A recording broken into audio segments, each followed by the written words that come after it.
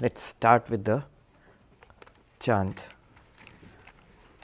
Om Bhadram Karnebhi Shrunuyama Deva Bhadram Pashyemakshabhiryajatraha Sthirairangai Stushtvagam Sastanubhihi Vyashema Devahitai Yadayuhu Swasti na Indro Vriddhashravaha Swasti na Pusha Vishwavedaha Swasti nastarksho Arishtanemihi Swasti no Brihaspatir Dadhatu Om Shanti Shanti Shanti.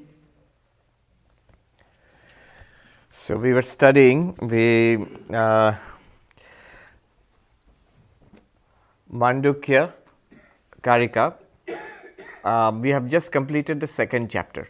So today I wanted to give you a sort of a review of the second chapter to see where we are now. The Mandukya Upanishad itself was the focus of the first chapter. You know, the 4 chapters of the Mandukya Karika, the text itself is built around the Mandukya Upanishad. And Gaudapada wrote verses on the Mandukya Upanishad which are called Mandukya Karika, and these verses are organized in 4 chapters. Chapter 1 is called Agama Prakarana, the chapter dealing with the Upanishad itself, the original text. So chapter 1 is built around the Upanishad. Upanishad is embedded in the first chapter. The second chapter is called Vaitatya Prakarana, the chapter dealing with falsity. Not that the chapter is false, but it deals with the falsity of the universe. That the universe is an appearance, it's not true in itself. So, the aim in chapter 2 is to demonstrate with the help of reason and experience that this universe is not as we see it to be. Vaitatya, literally, it's an interesting word. Instead of saying falsity straight out, the Sanskrit word for falsity is mithyatva. Vaitatya, the Sanskrit word, if you literally translate it, it means not as such, not the way you see it, or way you think it to be, not that way, not that the universe is not quite that way. Then the third chapter is called Advaita Prakaranam, the chapter on non duality. The Upanishad claims that the ultimate reality is a non-dual reality, that there is only one reality without a second. Can we prove that with the help of logic, with reasoning? That is the focus of the third chapter. And the fourth chapter is a bit of a miscellany. It's called Alata Shanti Prakarana. The chapter, literally it's a very poetic title, the quenching of the firebrand, Alata Shanti Prakarana. There's a reason for that name. We'll come see it when we come to it. But it has a miscellany of subjects inside in that chapter. So the second chapter, which we have just completed, is called Vaitatya Prakarana, the chapter on the falsity of the universe. See, the 2 central ideas of Advaita Vedanta, that there is only one non-dual truth, Brahman. And the second idea is the world is an appearance of that. It's not a reality in itself. Brahma Satyam Jagat Mithya. Brahman alone is real, the world is an appearance. And what are we? We are that Brahman, with that ultimate reality.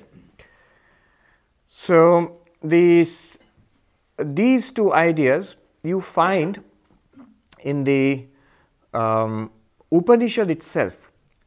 If you remember, when we studied the Upanishad, the 7th mantra of the Upanishad was the most powerful mantra, which dealt with the nature of Turiya. The 4th. We remember the basic premise of the Upanishad itself, that if you analyze yourself, you will know the truth. Because according to Vedanta, the self itself is the ultimate reality. So if you analyze the self, yourself, you will understand the truth of this universe. So how do you analyze the self? The peculiar method of this Upanishad is, we remember the analysis of the 3 states: waking, dreaming, deep sleep. So these 3 the Upanishad said that the self has 4 aspects. 3 are waking, dreaming, deep sleep. These are the ones which we know. Our entire life, our self is the waker and the waker's world, the dreamer and the dreamer's world, and the deep sleeper and the blankness or darkness of deep sleep. This is what we experience ourselves as. This is our life. And the Upanishad claims these 3 are appearances of a 4th. These 3, waking, dreaming and deep sleep, these 3 are actually names and forms playing on a reality underneath, the 4th. Literally the word Turiya means the 4th. Turiya Chaturtha, 4th. So waking we understand what is meant, and what is the waking self we know. The dreaming we understand and we know what the dreamer is like, and the deep sleeper we know, we understand it. But what is this Turiya? What is this ultimate reality about ourselves the Upanishad talks about?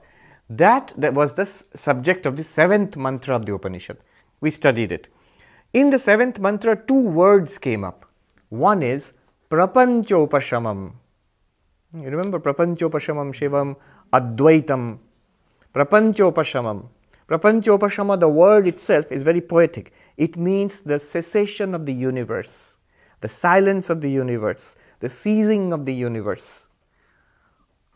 In more general Advaitic terms, the falsity of the universe, that the universe in itself is not real.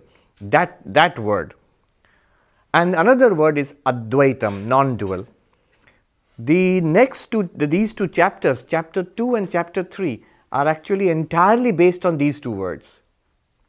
Chapter 2 is an explanation of that word Prapanchopashama. Where is that word? 7th mantra of the Upanishad, which we studied in the 1st chapter. From that word has come this 2nd chapter. Entire 2nd chapter is an attempt to demonstrate what is meant by the cessation of the universe, or the falsity of the universe, the non-real nature of the universe. Demonstrate it how? On the basis of reasoning and experience.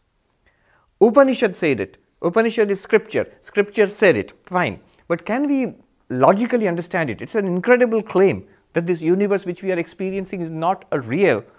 Then what is it? So that is the claim. So can we experience it with reason? That's the project in the 2nd chapter. So how did he proceed in the 2nd chapter? The 2nd chapter is entirely the composition of Gaudapada. The 1st chapter is not entirely the composition of Gaudapada. The 1st chapter contains the Upanishad, which is much older than Gaudapada, and Gaudapada's commentaries on the Upanishad. But the 2nd chapter, consisting of 38 verses, 39 verses, how many? 38 verses, is entirely the composition of Gaudapada. So how does Gaudapada go about demonstrating the falsity of the universe? See, the 2 are 2 sides of a coin.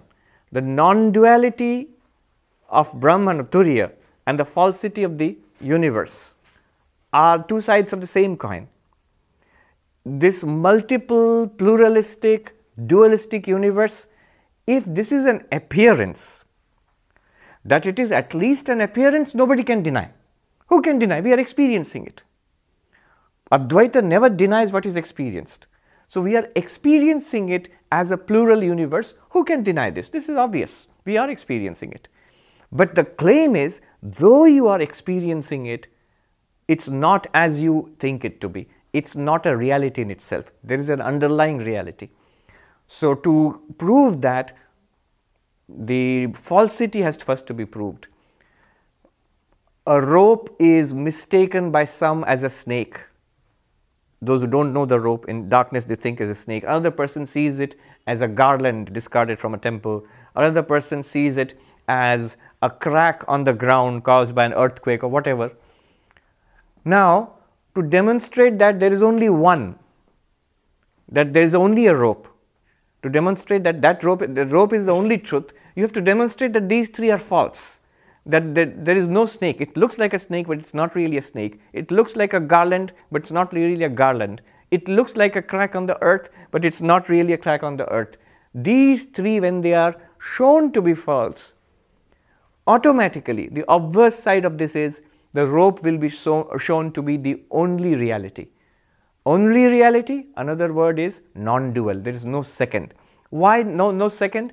Because it seems to be that there are three. There is a snake, there is some say it's a garland, some say it's a crack on the ground. If those three are denied, they are underlying one and non-dual reality, the rope will be revealed. Another way of, as we go along, we'll see, I'll give you more examples. So what did Gaudapada do in this chapter to demonstrate the falsity of the universe? Big project to wipe out the universe. So what does he do? He uses one striking example, the example of our dreams. He uses it to great effect. That's very important to understand that for the rest of the chapter. So he first of all starts off in verses 1, 2 and 3. He makes sure that we are on the same page regarding dreams. Regarding dreams means he is not interested in what you are dreaming about, that your therapist might be interested. But Gaudapada is not interested in what you are dreaming about. He is interested in showing that whatever you are dreaming about, the objects of the dream are not real. We might say that, why waste time on that? We know that dreams are not real. We don't take dreams seriously. We say it's only a dream. The very phrase, it's only a dream. Oh, I dreamt it. Oh, it was a nightmare, a dream, not real in itself. So we understand the falsity of the dream. But Gaudapada wants to make sure that we understand it thoroughly. Otherwise, later on, there might be confusion. So he says dreams are false. When you have an experience and a dream and then you wake up and then you say, what do you say? Oh, it was a dream. It wasn't real. It was a dream, just a dream, you say. Why would you say that? Gaudapada says, let's analyze it. We say it straight away. But why would you, what philosophical reason, what reason can you assign for the dream? Why is it false? Why would you think it's false? You have a question, you hold the question until we cover each section of the chapter. So why would the dreams be false? Now remember, I'm going to go fast because we've done all this, so just quickly recap. In the first 3 verses, Gaudapada gives a couple of reasons to say that the dreams are, to demonstrate that dreams are not real in themselves. Dreams are not real. Again, remember, he is not denying that you experience dreams. Obviously, you can't deny that. All of us, we dream. But what he is saying is that the objects seen in the dream are not real. The events which happened in the dream did not really happen. The people you met in the dream, you did not really meet them. So, what are the reasons? He gives 2 reasons. He says, Uchita deshakala bhava. That means lack of consistency in time and space. Lack of consistency in time and space. What does that mean? It means you dream very vividly that you had taken a trip to Mumbai maybe, and then suddenly you wake up and here you are in your apartment in Manhattan. Now, is it that you actually went to Mumbai last night and you came back and now you're lying in your bed? Not possible. Not possible within a span of 3 or 4 or 5 hours. Not possible. You couldn't have gone there. Sufficient space is not, time is not there.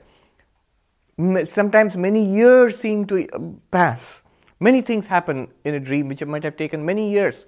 And when you wake up, you see the whole thing was dreamt in the span of not only one night's sleep. They say that within one night, we actually have many dreams, each lasting a few minutes. So clearly they couldn't have occurred. We imagined it or we dreamt it because time is not consistent. Another reason is space is not consistent. You dreamt that, or I dreamt I was walking in Central Park and a lake and the city skyline and people, all those things I saw, and I woke up in my room and I realized I saw it only in my mind. It was all there here only. That's because I'm in my bedroom. Clearly, there is not space enough here, no matter how empty my head might be. not enough space for Central Park and the Manhattan skyline. It's not there. So lack of space, lack of or inconsistency in time and space demonstrates that it couldn't really have happened. You have a question? Yes. I have an issue with that. Yes. I have a problem with that. Yes. What about that our souls travel at night? And if you're out of body, which is like, it's not a dream state, but you can go anywhere at the mere thought of it. If I think of Mumbai, I will be in Mumbai, and if I think I'm going to be back in my bedroom, I'm back in my bedroom. So that is a little bit what I'm struggling with. Right. So did that really happen? You're saying that why couldn't it happen? Our souls travel at night. Even if our souls, whatever it is, souls travel at night, isn't it all imagined in the mind when you are sleeping, when body is shut down for sleep and the mind is churning away in itself? Internally you are imagining it. Isn't it the counterpart of imagining right now that I go to Mumbai and come back? I really did not go. I'm sitting here in the class just now. No, I didn't go. I just imagined it. Isn't it that's what happening in a more vivid form in your dream? And suppose, let me give you what the reason Gaudapada is saying that. He's saying, why can't it happen? In an instant I can go to Mumbai and come back. So why isn't there time for going to Mumbai? In an instant you can think of Mumbai and going there and coming back. But in an instant, can you actually go to Mumbai and come back? You say, no, why not? The soul can go. Okay, let me give you this test case. You went to Mumbai and you met your friend whom you haven't met for 25 years and you had a nice cup of tea, chai in Mumbai, and then you're back here in Manhattan. So you said, why not? You said, call your friend. We shared a cup of tea last night. So, no, you didn't. We haven't met for 25 years. Can I object? Yes. If two people agree in an out-of-body experience, they will meet in Mumbai or whatever street. He will remember it or she will remember it and I will remember it. Yeah, but all of those things, why is it relevant here? Yeah, I have a little bit of a struggle because Gaudapada just like says nothing is real because it cannot happen, but I have experienced it, so I know it can happen. It might happen coincidentally, but see, even if that happened, but you had a kind of experience which matched with somebody else. But does it normally happen in our dreams? Does it normally happen? Does it always happen in your dreams that whatever you dreamt of is matched by what happened in the waking world? Every place you visit in the dream, you actually have the tickets for that when you wake up on your table. Every person you met confirms it. Yes, we met in our subtle bodies. I did a number of times. All right, but your normal dreams, are they like that? Are they all, they could turn out to be real? No, of course not. Of course not. Which means it's quite possible to dream something and not have it happen in the external world. Yes. Is it possible or not? Also happen the other way. It can also happen. Right. But even if that does happen, you see, what would happen is you had an experience and you say it matches with somebody else's experience. Somebody else said that it happened. Yeah. It does. So would there be 3 or 4 persons who saw, yes, we saw you in the restaurant together in your slightly ghostly bodies? No. Notice one thing. Even if another person replicates your experience, what you are saying, I believe you entirely. But both of your experiences still would not be corroborated by the public. Would you went and had a chai with somebody in a restaurant, would the cameras in the restaurant have recorded your presence? No. So it did not happen in this waking world. This world we are inhabiting, it's not an event in this waking world. Clearly. This is see, that's why Gaudapada it's important to make it clear. Otherwise, you'll have objections like this coming up halfway into the chapter. Then it'll be a disaster afterwards. So, clearly, we can have multiple experiences in our dream worlds which are completely falsified when we wake up. It did not happen. We categorize it as a dream experience. It seems absolutely common sense, but still, Gaudapada wants to make it clear that there is an inconsistency between our dream experiences and our waking experiences. Hence, they are not part of the same world. Clearly not. All right. Now, after having established this, established what? The falsity of the dream. Not only that, even people who claim that the dream experiences are somehow real, you may claim that, you may say it, you don't behave like that in the world here. You actually don't. If your friend gave you $100,000 in your dream, and he corroborates, yes, in your dream I put $100,000 in your account, do you immediately go out when you wake up and buy a fancy car? No, you don't. Even you are smiling, you don't. Why wouldn't you? If you suddenly got a windfall of $100,000 in the waking state, you would go out and spend it. But you got it in the dream, why don't you go out and spend it in the waking state? If it is real, if it's really did happen in this waking experience, of course you don't. Even if you claim that, even if you argue for that, you don't behave like that. Okay. Now the next, having established the falsity of the dream objects, events, not denying that you saw the dream, not denying that things happened in the dream, but denying that they actually are real in comparison to your waking, denying that. Now Gaudapada says, let's consider the waking. The second part of this, the second point he wants to make in this chapter is, just like the dream is false in comparison to the waking, similarly, this waking world is also false. Here is the main point of the chapter. The falsity of the world, what we consider to be the real world, this world. We normally don't consider the dream world to be real, we consider this world to be real. And Gaudapada wants to say, just as you consider the dream world to be false, this world is also false. But here's the important rider. With regard to what?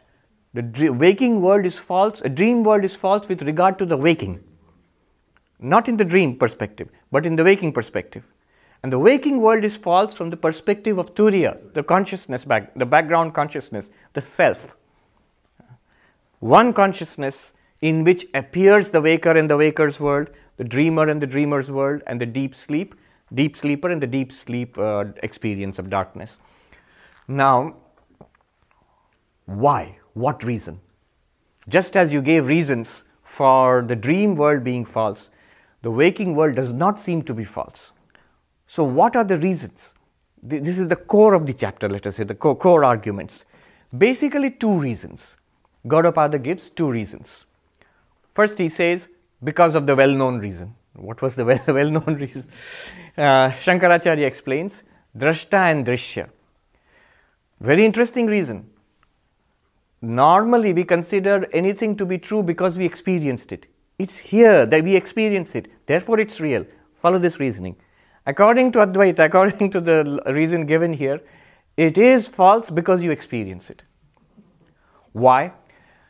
Whatever is an object to consciousness is in some sense dependent on consciousness. Whatever is an object. See, in dreams, you saw all of that, but it all manifested because you are seeing it. All the people and the events, if you had not seen the dream, they wouldn't have been there. The moment you stop seeing it, they are not there anymore. It's gone. Similarly, in the waking universe, again, whatever we experience in consciousness.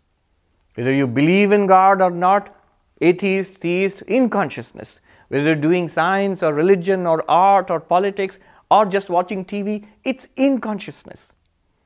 Everything is experienced in consciousness, is presented to consciousness. Gaudapada makes a big deal out of that.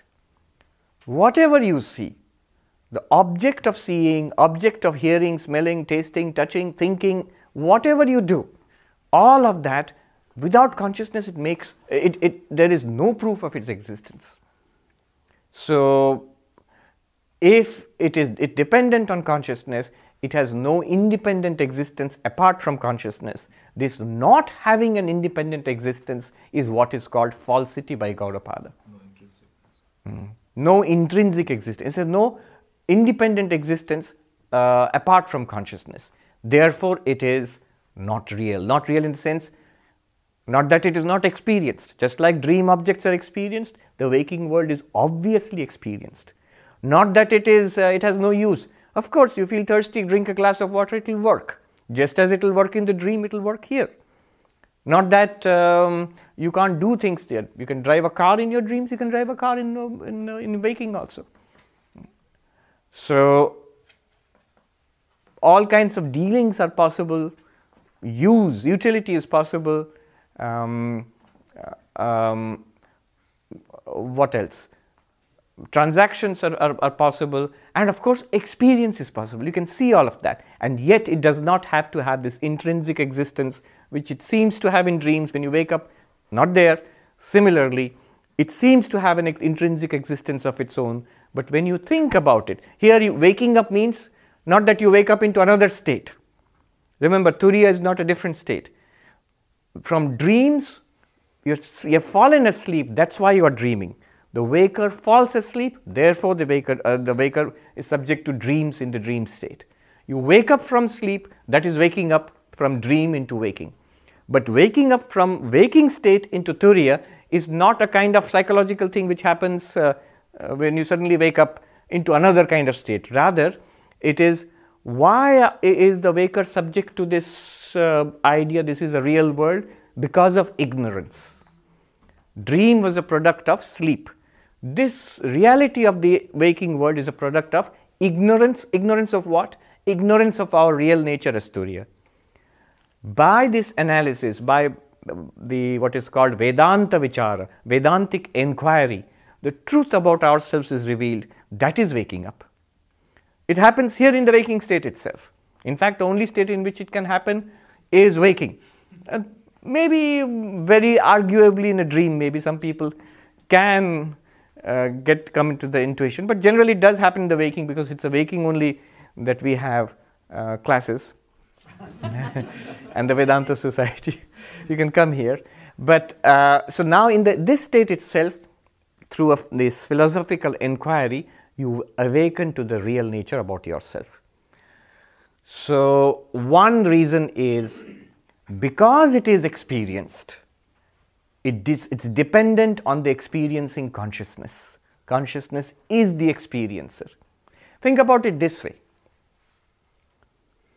On what does Vedanta becomes easy if you connect it directly to your life right now, not to your preconceptions or prejudices. Connect it to your life right now. What you are experiencing, not what you might have read, not what you might believe, what you are literally experiencing at this moment. How? Let me ask you, if say a certain people outside on the street, if they didn't exist at all, would you still be here? Yeah, I don't know what you're talking about. Somebody may or may not be there. I am still here. All right. If in this room itself other people were to disappear, would I still be here? Yeah, I guess so. I'd be alone, but I'm still here. If I close my eyes, I can't see anything. This empty room also I cannot see. But am I still here and look? Yeah, I'm here. I can't see, but I'm here.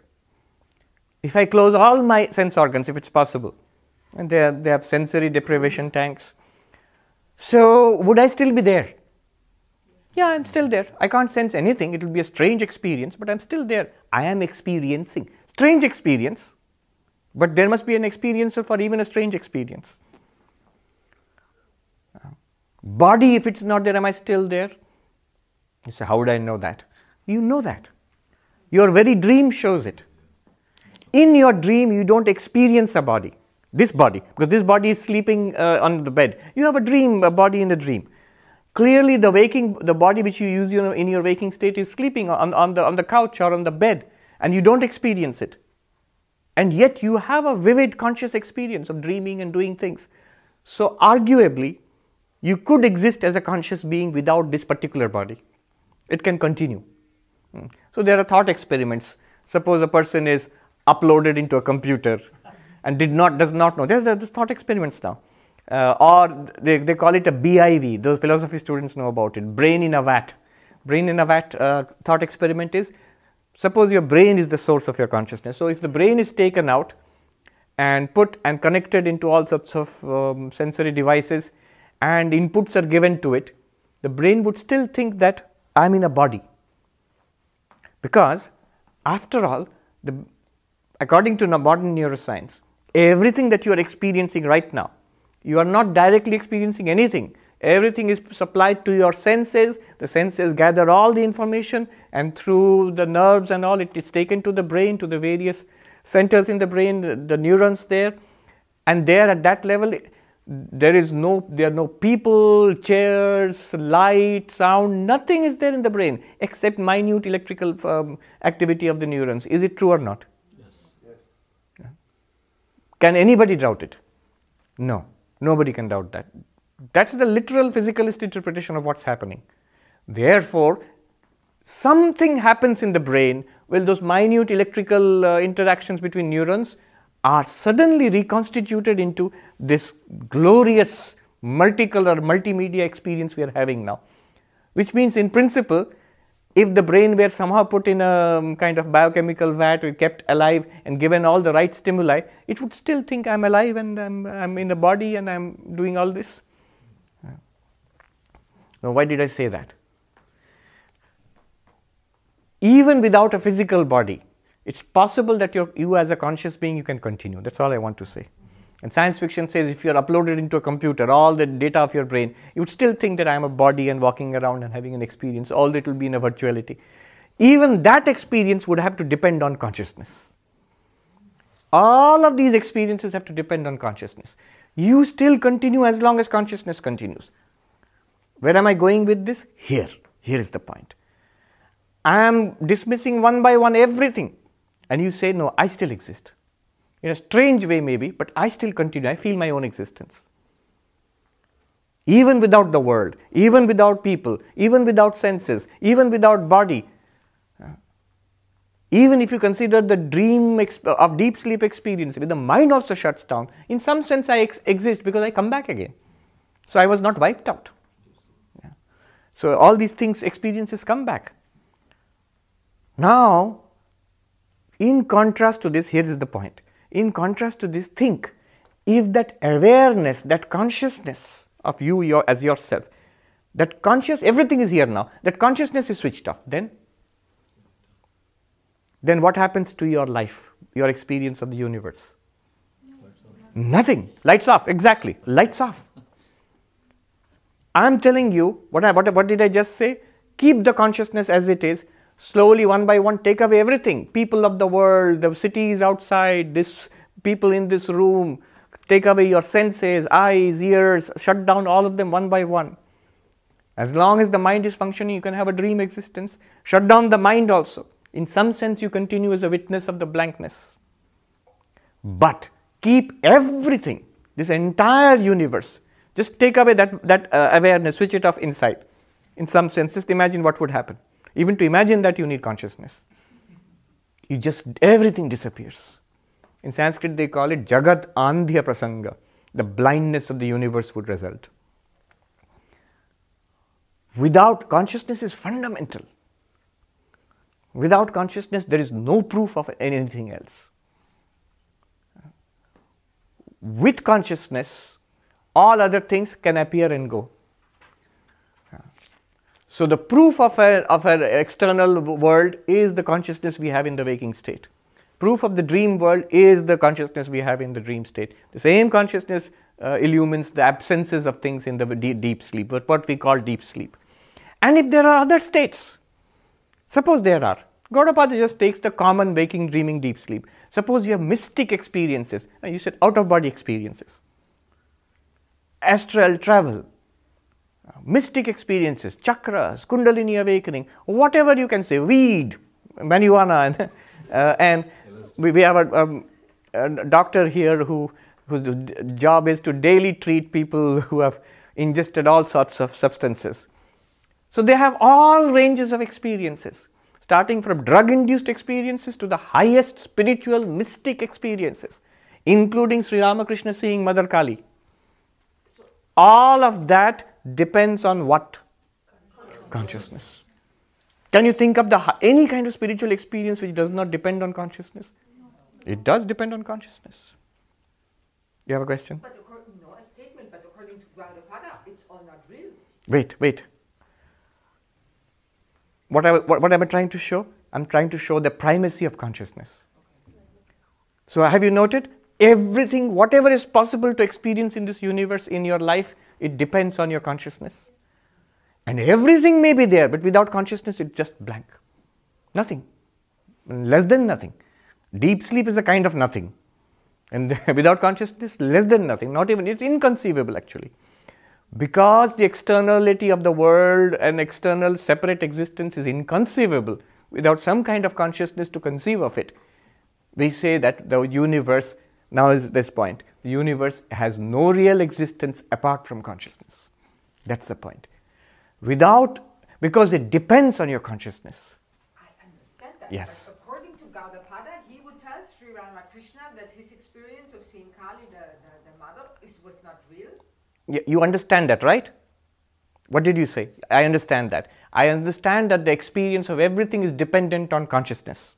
Right. Gaudapada would tell Sri Ramakrishna, your experience of the Divine Mother is dependent on your consciousness. Okay. Correct? And Gaudapada would go on to say, your experience of God, here is the question, then the experience of God is real or false?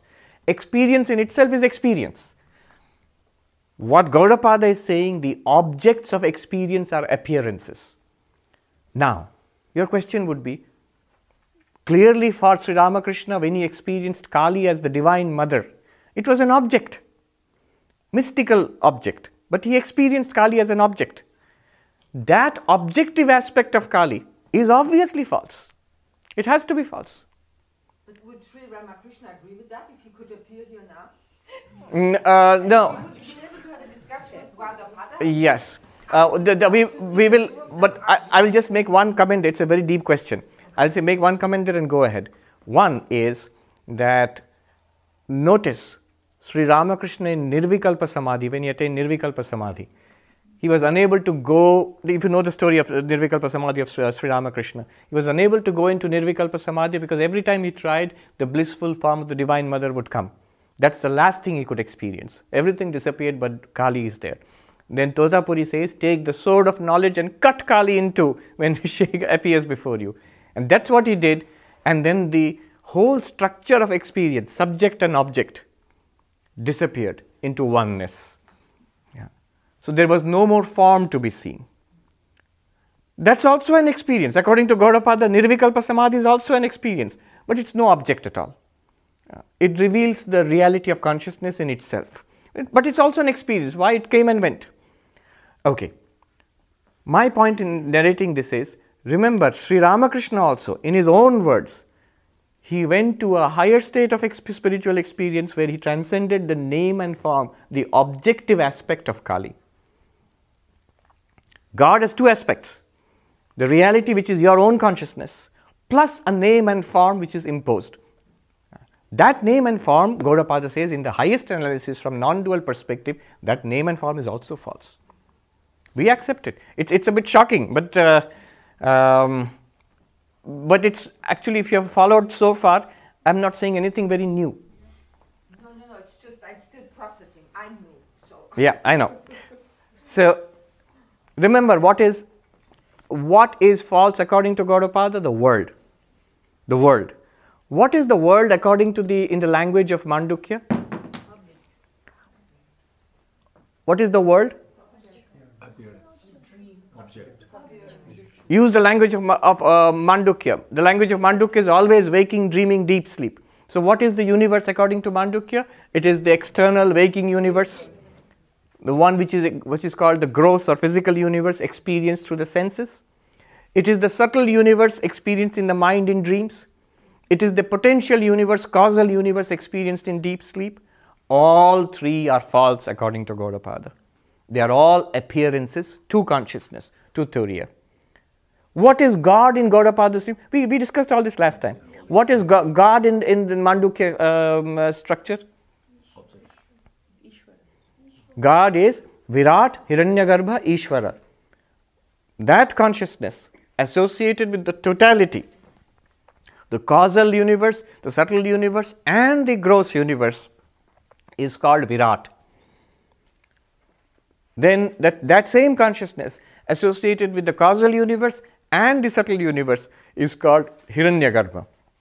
That same consciousness in its causal aspect associated only with the causal universe, or which is Maya, is called Ishvara. This is the concept of God in Mandukya. Here, just as the three worlds are false, these three conceptions are also dismissed. But does that mean God is not real? No. What it means is, after all, according to Advaita Vedanta, are you real or not? Yes. What are you? Turiya. If you are real, is God not real? Yes, the reality of God is Turiya. Reality of God is Turiya. The reality of God is not a name and form called Kali or Vishnu, or a formless with quality idea like say Father in heaven or something like that. None of them are ultimately real, because those aspects are also objects of consciousness. But it does not mean God is false. God, the core of the idea of God is pure consciousness, which you are. That's the meaning of Aham Brahmasmi. That was the Mahavakya of Mandukya Upanishad. I am Brahman. Anyway, back to the first cause which Gaudapada gives, the first reason or hetu. Why is the world an appearance? Drishyatvat, because it is an object to consciousness. Whatever is an object to consciousness is dependent on consciousness. You are the reality of which your universe is an appearance. This universe is your appearance. You remember the story of the Princess of Kashi? I've told you that. This is the first reason given for the falsity of the universe. The second reason is, Gaudapada himself gives, Anityatvat. He says, because it comes and goes. It is subject to appearance and disappearance. He says, what was not there in the beginning, what appears now, and what is not there in the end, it does not exist now also. What does not exist earlier and will not exist later on does not exist now also. What is the reasoning behind this? We have gone into it.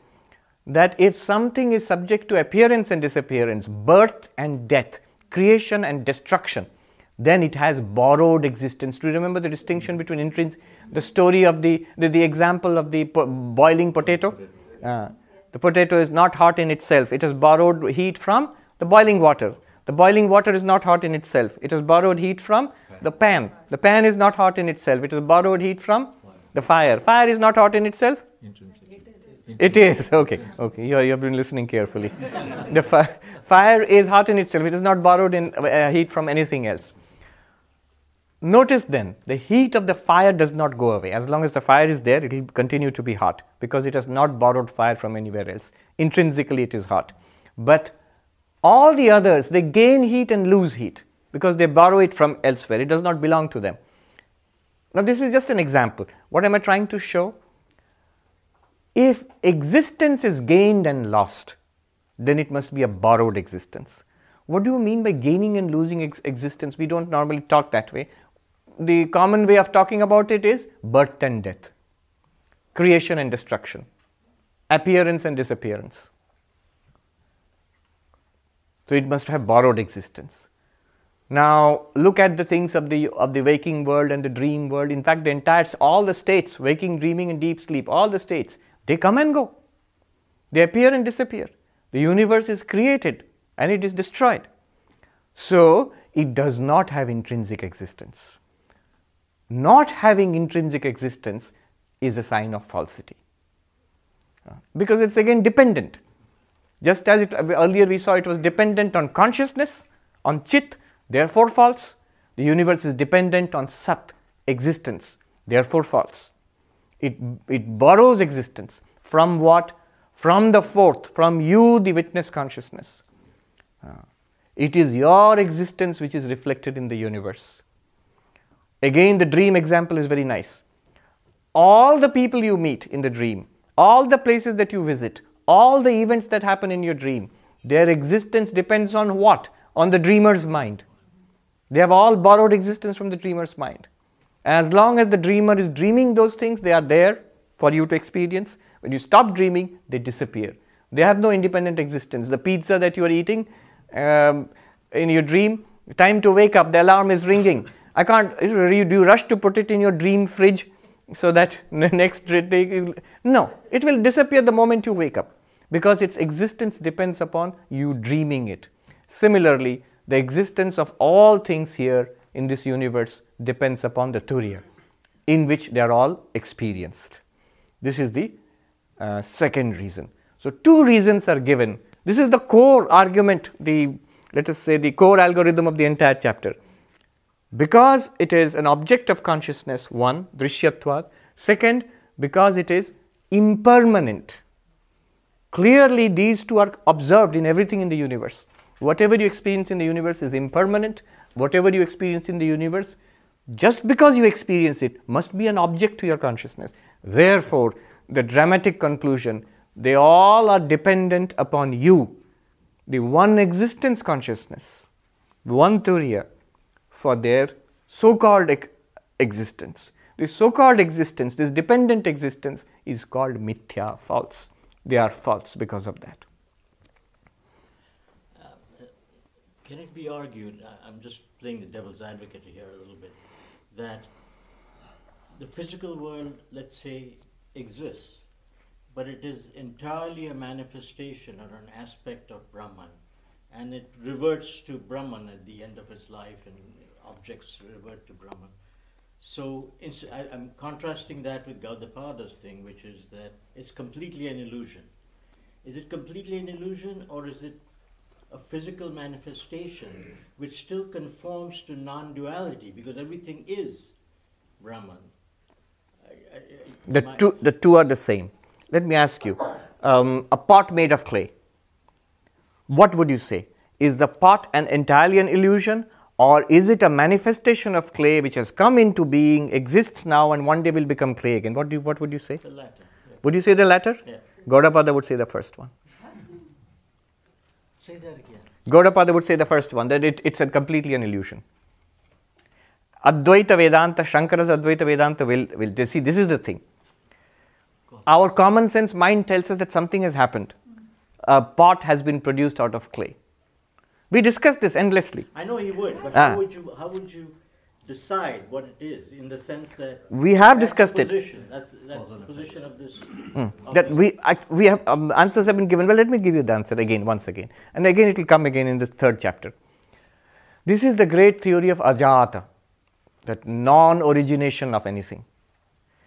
The question is, look at the language you used, pot and clay. So pot is something that has emanated out of clay, would you say? Has been made out of clay? Has been manifested out of clay? Sure. Now exists in itself, and as clay also, no doubt, but one day will go back to clay again? Right. So what Gaudapada would say, that truly has anything been produced? Is there now a new entity called pot? What is this pot apart from clay? When you touch the pot, you are touching clay. When you weigh the pot, you are weighing clay. I'm ignoring that water has been mixed with it and all of that. When you are using the pot, you are using clay itself. Name and form and use are new. Clearly, the name pot was not applied to a lump of clay. It's a name. Clearly, the form of the pot was not there in the lump of clay. It's a new form, clearly. The use which you put the pot to, you could not use the lump of clay for that. You can't keep water in a lump of clay, but you can keep water and milk in a pot. So name, form and use are new. So you say, this is what I'm saying. But Gaudapada, remember, Advaita is always very strict, very logical. You have to be a little harsh here. We are talking about reality and reality only.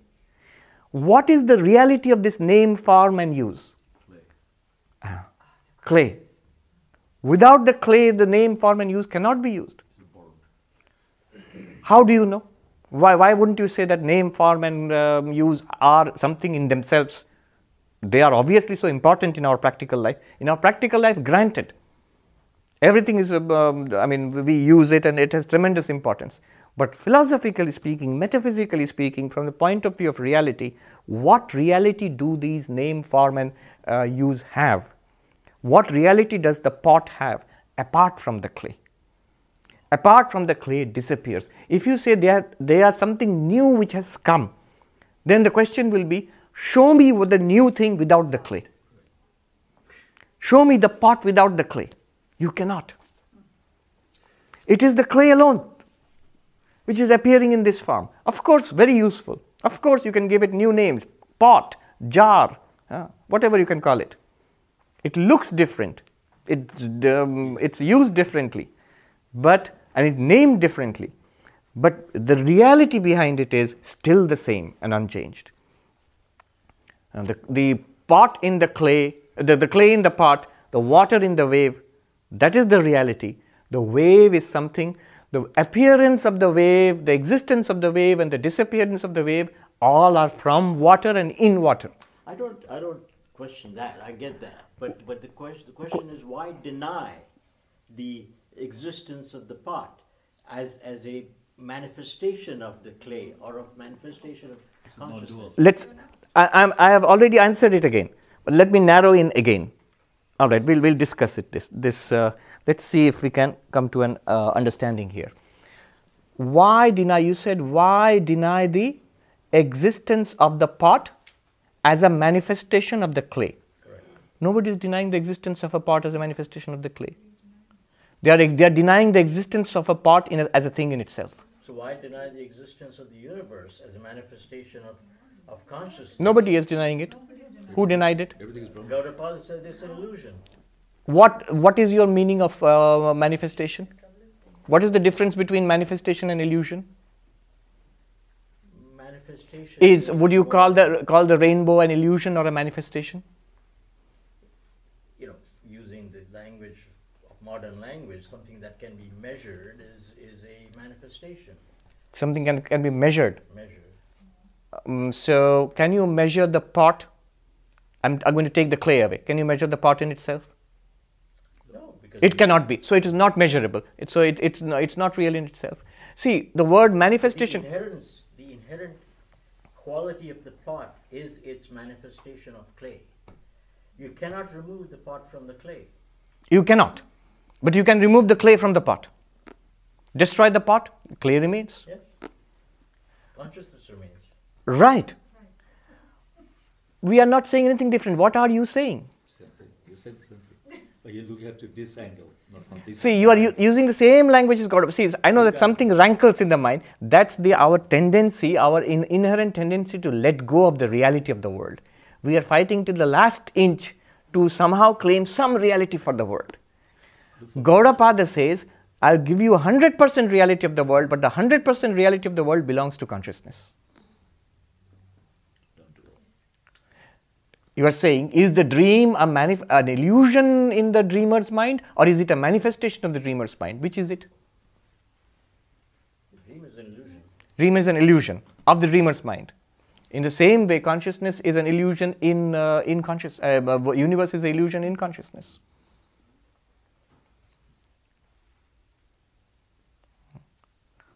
It takes some shift of it. It's a huge paradigm shift to look at it that way. Yes. And it has to be. One has to confront it, because after all, this is Mandukya. It is the non-dual truth in its most concentrated form. And more than this, if you want, you have to go to Ashtavakra. There, of course, you will not be given any reasons. You will only be told this again and again and again. This is the last one which tries to reason with us. So, yes, whether you call it a manifestation, but what I'm saying is, can you claim that it's a reality, a second reality apart from the clay? You were saying clearly not. That's what Gaudapada is saying. The universe is not a new thing, produced a new thing. It's not a countable thing. See, if you see if you see the language of the Mandukya itself, it becomes clear what Gaudapada is trying to say. Gaudapada is saying the first three, waker and waker's universe, dreamer and dreamer's universe, deep sleeper and the deep sleep causal universe, are these countably different from the Turiya? Are they really three? No. They are all appearances and disappearances in Turiya. You cannot count them separately from Turiya. I'm asking, is the golden bangle, necklace and ring, are they three ornaments? You say, yes. Compare it to gold. Are they three ornaments now? No. I am saying 10,000 waves in the Atlantic Ocean. 10,000. How many are there? 10,000. Not one, not non-dual. There are 10,000. Now compare it to water. How many are there? One. I would rather say not two. Not two. Look at the beauty of the word term not two. If you say one, it's water, but clearly then you say, but the waves are something, right? Would you be satisfied if I said all those 10,000 waves are not two with respect to water? Correct. This is Advaitam. This is non-duality. What is meant by the falsity of the universe? Let me give you one more example. This one, the clay and pot is the second thing, that it is borrowed existence. The pot borrows its existence from the clay. Let me give you an example for the first one, the seeing, drishyatva, the object to consciousness. It's a beautiful example. I came across it in the writing of one, his name is Singer, Michael Singer. He was a billionaire, and he was the head of this WebMD. Yeah. Then he had this enlightenment experience and he resigned from it, gave it all up. Also was investigated by SEC, I think. So, whatever. No, but I think ultimately the conclusion was he had no fault. It is not his fault. Anyhow, he gave it all up and he had a kind of enlightenment experience. He gave this example, which I liked so much. The example he says is, suppose you're sitting in a movie hall and watching a movie. Movie is sights and sounds, and you are engaged in it. You are engaged in it. You are really experiencing. But also, you are aware of your own existence apart from the movie. Why? Because you can feel your body and other sensations are there quite apart from the movie. You feel your own existence apart from the movie. But sight and sound are powerfully presented in the movie. And once in a while, you tend to forget your own existence. If it's a good movie, you tend to get absorbed in it. Now suppose, he says, one more thing is added. Say, smell is added. Say, sensation of movement is added. The chair moves and you get a spurt of, like you go to a flower and it becomes a 3D thing which floats out of the screen towards you. When you lean forward to it, the chair sort of tilts so you feel you're leaning forward to it. And you sniff it, there will be a squirt of a scent from the chair. Actually, something like that as theatre has been made. So this is still possible. Go a little further, which has not been made. Suppose all your physical sensations, all 5 senses are now part of the movie. Some kind of very advanced VR, suppose. It will become so living for you. It's a movie not only with sight, with smell, with taste, with sound, with touch. Okay? This is the movie. Here. It will be exactly like this. Now he says, go one more step. You have to follow this mentally. It's a beautiful, startling example. He says, go one more step forward or deeper insight, inward. Imagine in the movie the thoughts and feelings of the character. Pick one character, the hero. His or her thoughts and feelings are now your thoughts and feelings. You have no other thoughts and feelings. The feelings are like, you are exactly feeling what that person is feeling, the actor is feeling. You are thinking what the actor is thinking. You have no more thought of yourself, no more feeling of yourself. Sensory inputs are long gone. What will it be like? Like now. Like now. You are the consciousness lighting it all up. All that you are left with, you are the consciousness. The entire thing is a movie shining in the light of your consciousness. This is what he experienced. When I read this, I was reminded, I have told you a number of times of the story of the sadhu in Gangotri, where he had not seen TV and the TV crew had come and they were taking pictures of the river Ganga and they put up a TV in front of the Swami to show him. The sadhu's name was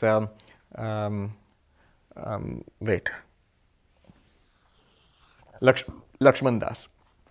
So they put up a TV in front of the sadhu and cranked up a generator and pointed the camera at the river. And the sadhu said to us, Swamis, I could see everything, the Ganga river, I could even hear the gurgling sound of the water. Sab dikhti thi Mahatma, kal kal pani bhi sunai deti thi. I could hear the sound of the water, gurgling water. I could see the river. Then I said to the TV producer, he said, "Sir, can you give me a glass of water from from your magic box, from a glass of Ganga water? Babu, isme se ek gilas Ganga pani dijiye." And the producer laughed and said, "Oh Swami, it's not there. It just looks like that." He said in Hindi, तो वो हंसे और बोले, "अरे महात्मा जी, वो है नहीं, दिखती है. It's not there, it looks like that." And then the Swami turned to all of us who were sitting there, a group of monks, and he said, all of this, and there you just have to imagine the magnificent vista, those towering mountains all around. It's just, you're like the Gangotri is a valley, but it's a valley 10,000 feet high. The valley itself is 10,000 feet high, and the mountains surrounding it, they soar up to 15, 20, the real giants. And they are covered with snow at that time, but the valley is free of snow. And there are these deodar forests, and the river, it's vast and narrow and roaring at our near our foot.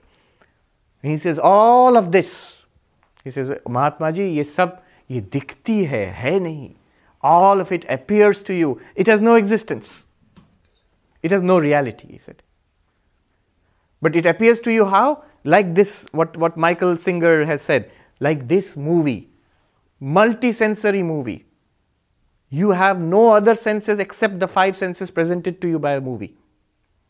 No other thoughts except the thoughts presented to you by this extraordinary movie. And feelings.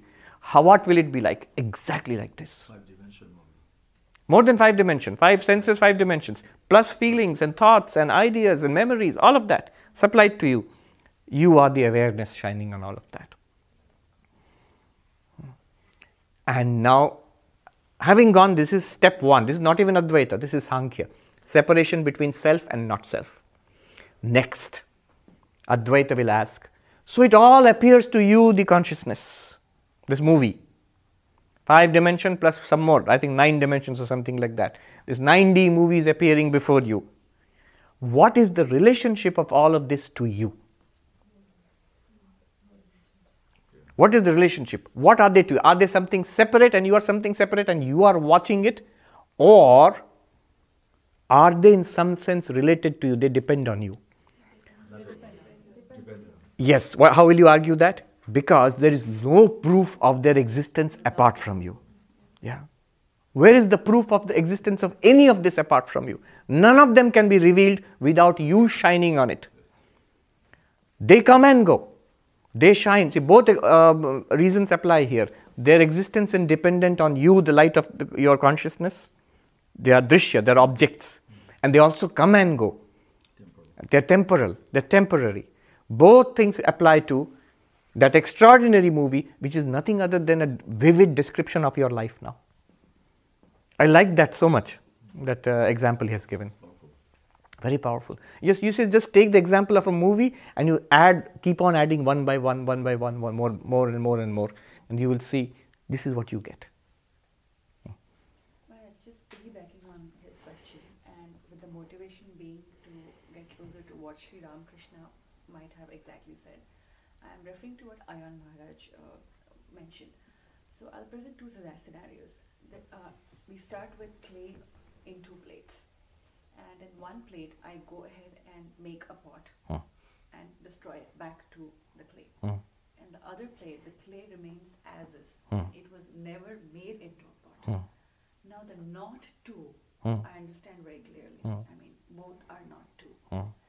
But which is the thing that Sri Ramakrishna is talking? Is he talking about the plate, in which the clay was made into a pot, then reduced back into its essence?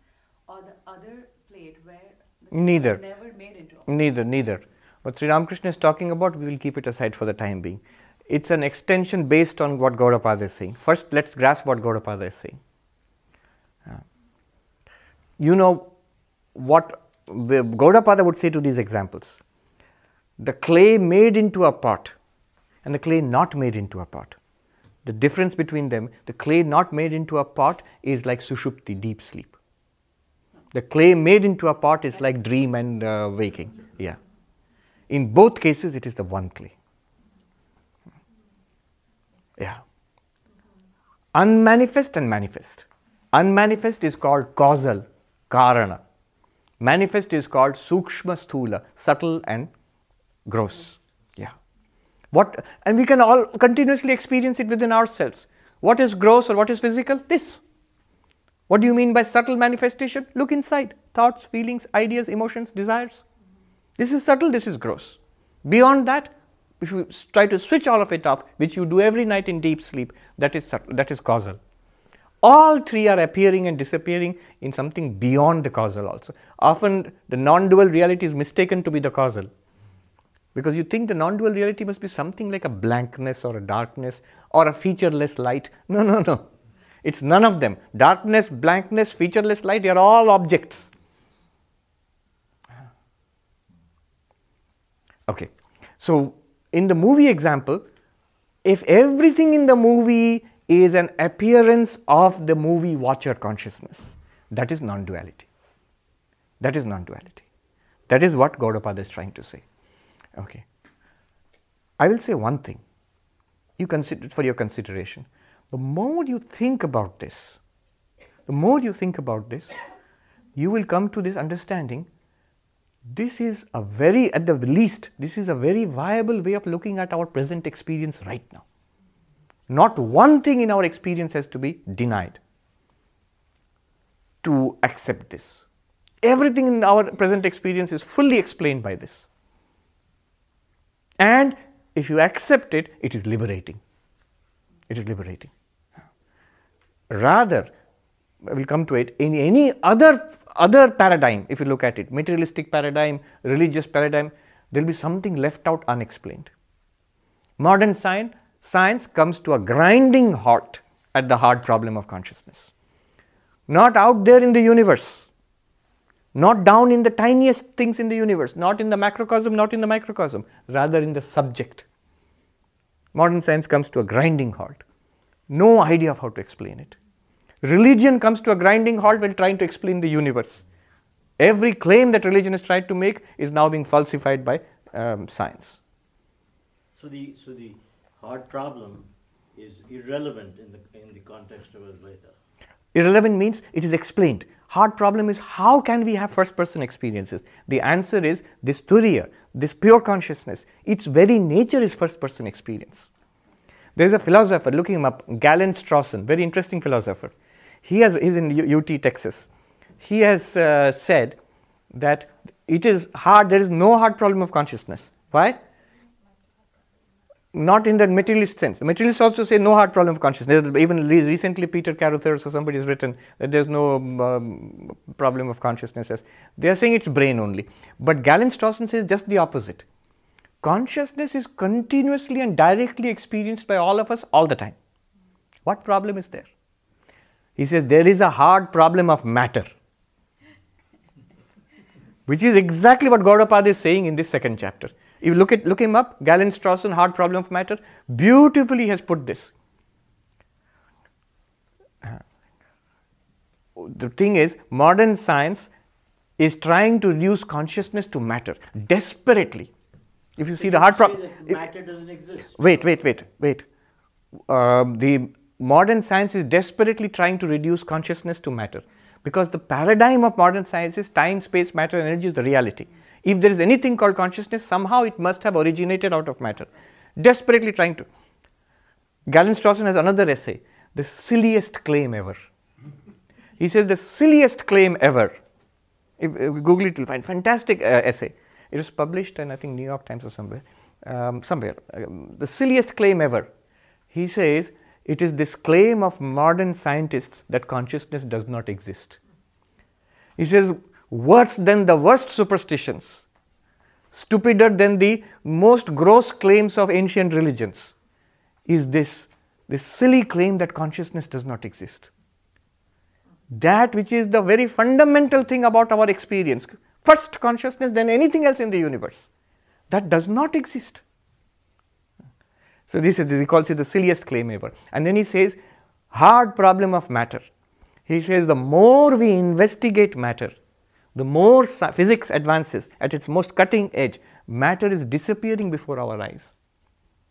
What is the nature of matter? The latest discovery, I don't understand it. It's very sophisticated, very deep, but I know from people, at least 2 or 3 people who are highly qualified in this field. 2 or 3 who have told me, and 1 or 2 have seen on the screen. This is quantum mechanics. Multiple interpretations are there. The mathematics is the same. The results are the same. Interpretations are many. The mathematics is clear. What it means, nobody knows. They give multiple contradictory interpretations of the mathematics. What is the nature of matter, energy, time, space? What is the reality of it? We don't know. Then what is physics doing? It is showing how it behaves. It has given us precise mathematical tools to deal with this reality. But what is it in reality? Are they like billiard ball like particles? That is a schoolboy idea, long since discarded. So he says, hard problem of matter. Google it, you'll see. Wonderful essay. Hard problem for matter. What is matter? Another place I read is Jim Holt, Why Does the World Exist? At the end of the book, he says, Aristotle defined reality as stuff and form, substance and form. Hylomorph, he called it. Substance, so for example, pot, our classic example. There is a difference between Advaita and Aristotle, or Western philosophy. Aristotle says reality is the substance itself, clay, plus the name and form, which is pot. These two. This is reality. Advaita strikes right there and says, really, name and form is an independent component of reality? It is not. It is entirely nothing other than the substance itself. Because without the substance, you cannot talk of name and form. And the substance is independent of name and form. You can give multiple names and forms to the same substance. Same gold can be so many ornaments. Same clay can be so many kinds of pots and jars. So substance is reality, literally, according to Advaita. And according to Aristotle, so anyway, what the point Jim Holt makes is, hylomorph, name and form, this is reality.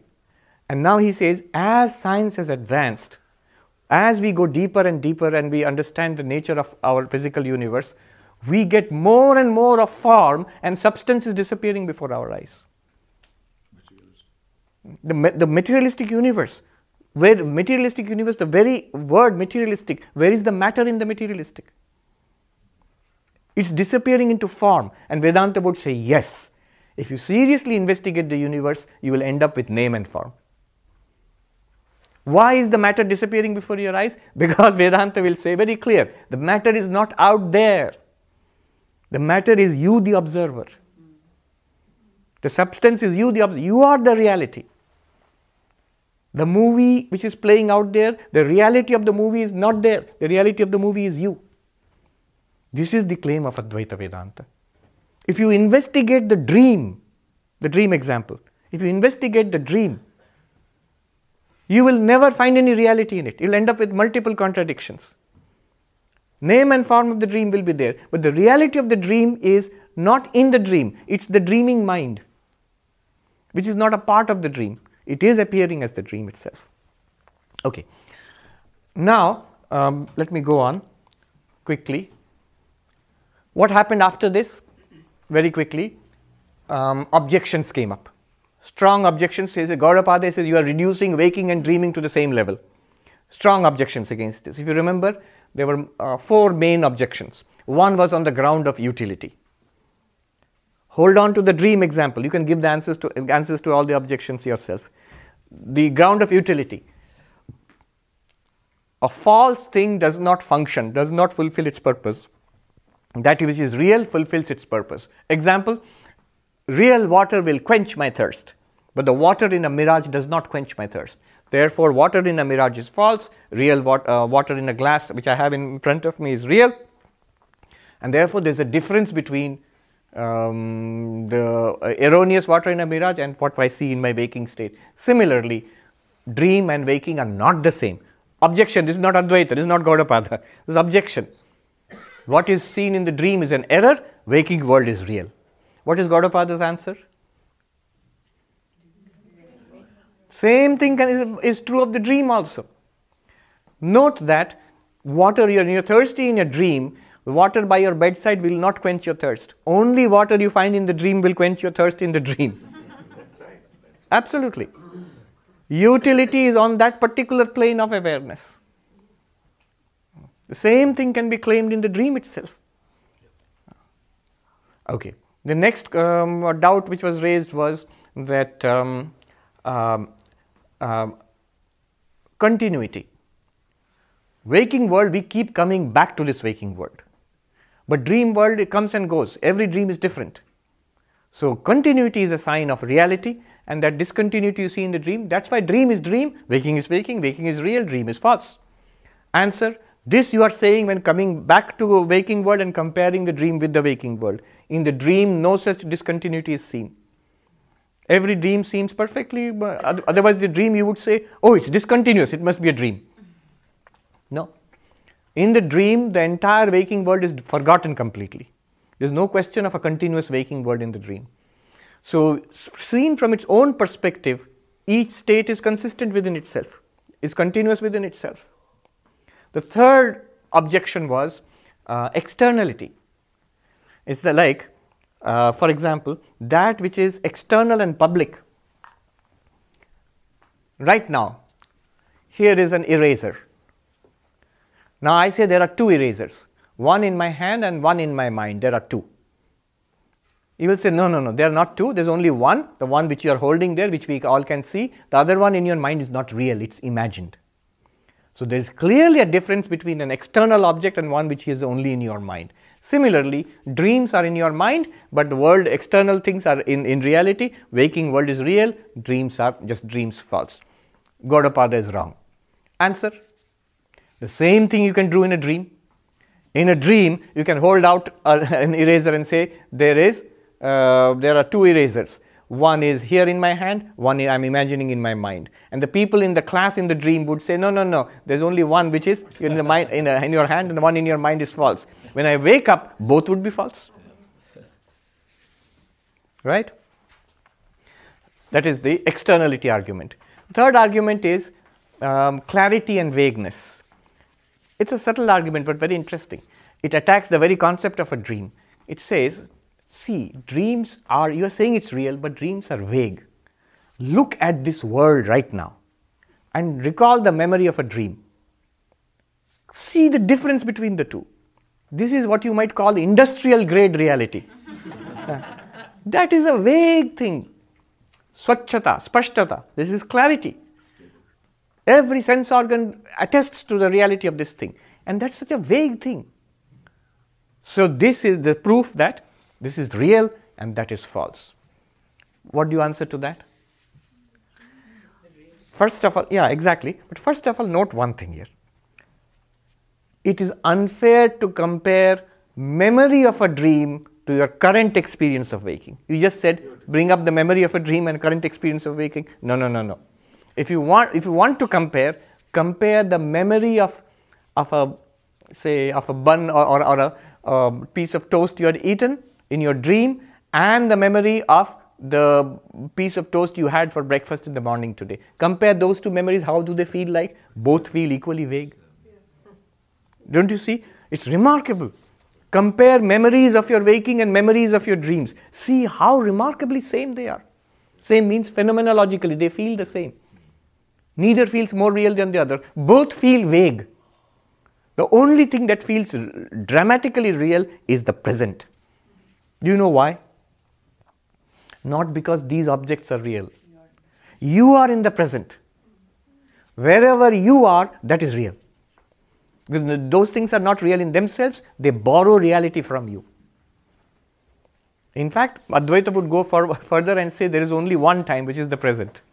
Because all that you experience is the present. The past is a memory, the future is an expectation, and both the memory and the expectation are here in the present now. And for you, it's always present. From the consciousness point of view, it's always the present. What other time is there in consciousness? It's only memory that generates past and our ability to project into the future that generates a possible future. But when that was experienced, it was the present, and when that thing in the future will be experienced, it will still be the present. Okay. I know one monk who experienced time and space as an eternal now and here.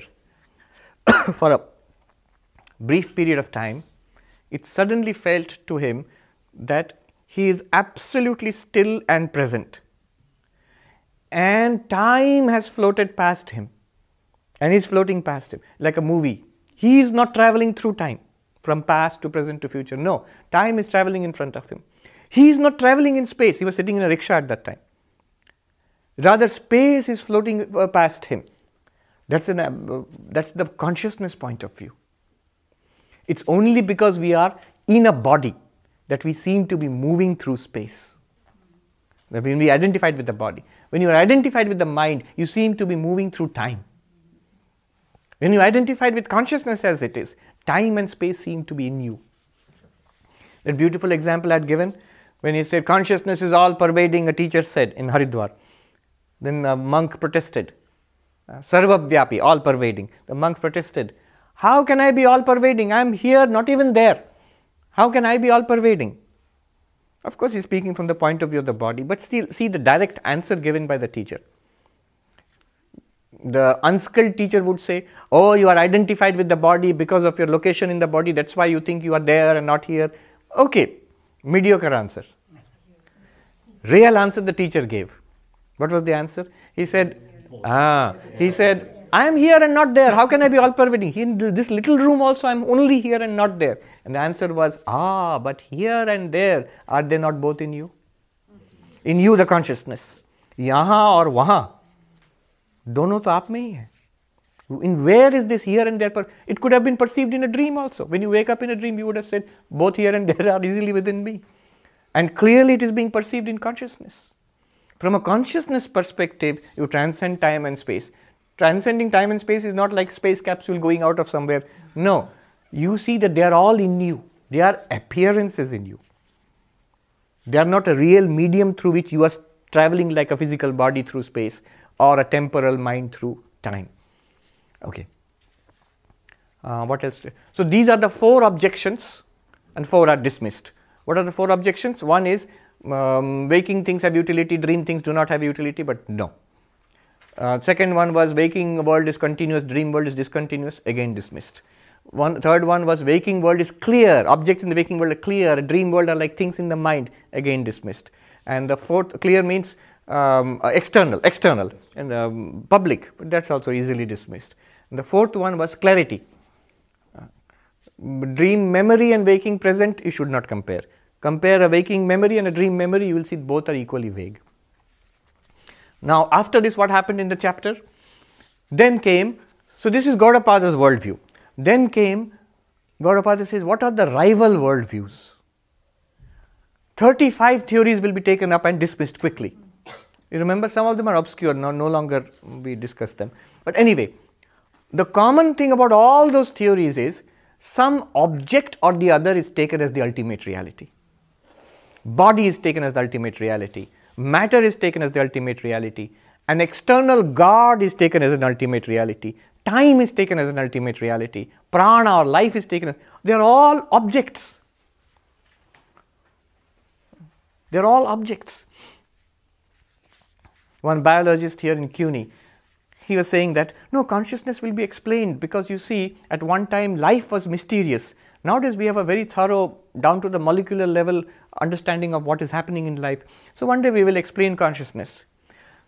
I did not say anything there because it would take a little bit of explanation to say what I am saying, because this perspective is not very clear for them. You see, immediately from a Vedantic perspective, what's wrong with that answer? Prana, life, is it an object or not? It's an object. You have now got a deep understanding of prana. Means what? You can explain prana in time or life in terms of other objects. Organic compounds and all of that you can explain.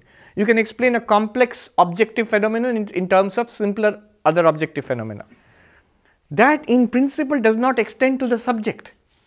You are saying that one day I will be able to explain the subject in terms of the object. No. No. The movie cannot explain you. You can explain the movie. Okay. 35, I'm not talking about them. 35, I counted 35 theories, one after another quickly. Gaudapada dismissed. Then he summarizes the whole teaching, I think 32nd verse. There are two important, really, verses which are very important in this chapter, and my favorites too. The 32nd verse. Yes. The 32nd verse is, I gave a full talk on that. It's called the ultimate truth. The ultimate truth. I gave 4 talks on the Mandukya Karika. So the second talk was called the ultimate truth. That's only on one verse of this chapter. Maybe the most stunning verse of this chapter. 32nd verse was, it's basically a summary. What follows from all of this discussion? Now the discussion is over. He's summarizing the conclusion. And he summarizes in a dramatic, like a hammer blow. Na nirodho na cha utpattir, na baddho na cha sadhaka, na mumukshur na vai mukta, ityesha paramarthata. This universe, pot, let's take the pot. The universe or the pot has no origination, no cessation. So what do you mean? Pot was created and destroyed.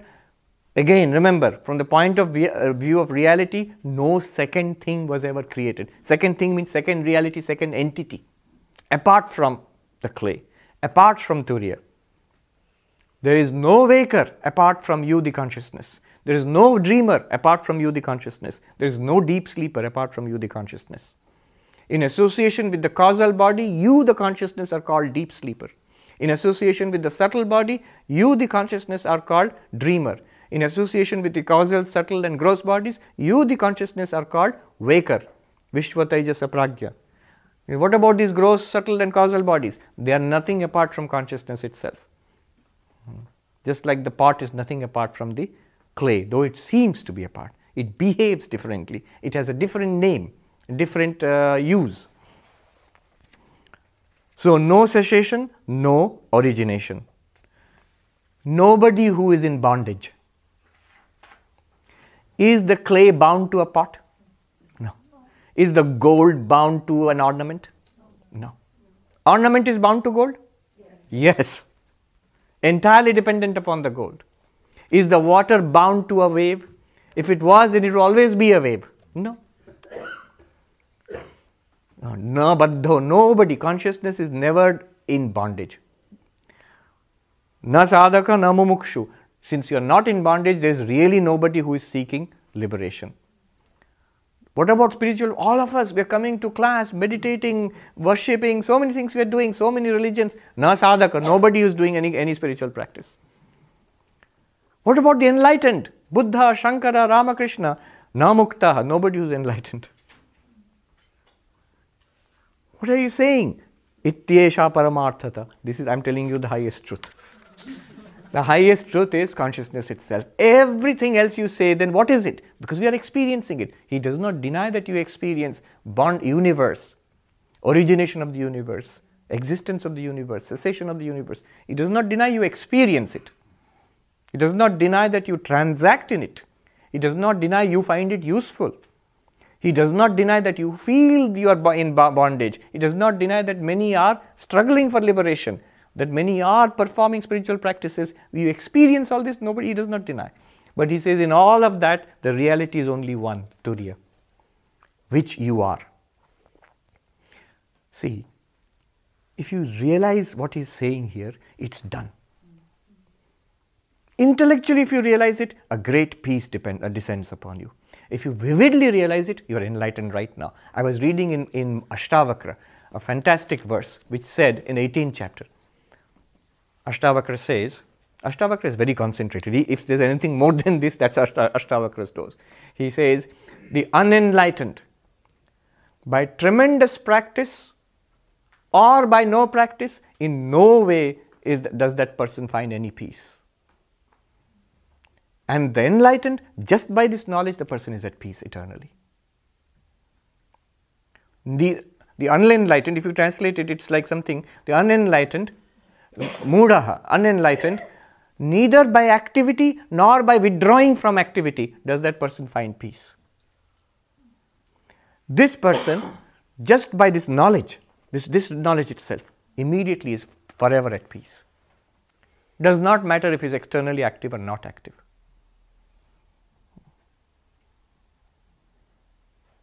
Yes. What does forever at peace mean? Because there's no time. There's no time. We have to use the language of, Vidyaranya says, we have to use the language of duality to express any of this. All right. So this is the summary. Then follows the last section of the chapter, where he says from verse number 35 to 38. The last portion, a very beautiful portion of this chapter, where he says, now so what? What do I do now? Okay, you have taught us all this.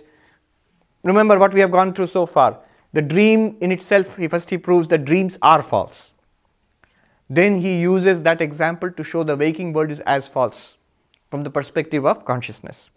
Then he goes on to deal with certain objections like utility, clarity, externality, continuity. Then he goes on to mention a list of 35 other theories, each of which takes some object and makes it the reality, dismisses all of that. And then he summarizes it all by saying neither origination nor cessation, nobody in bondage, nobody trying to get freedom, nobody practicing spiritual disciplines, nobody who is free or enlightened. This is the final truth. He has concluded. And now he says, what do you do? Right now, what are we supposed to do after having studied this?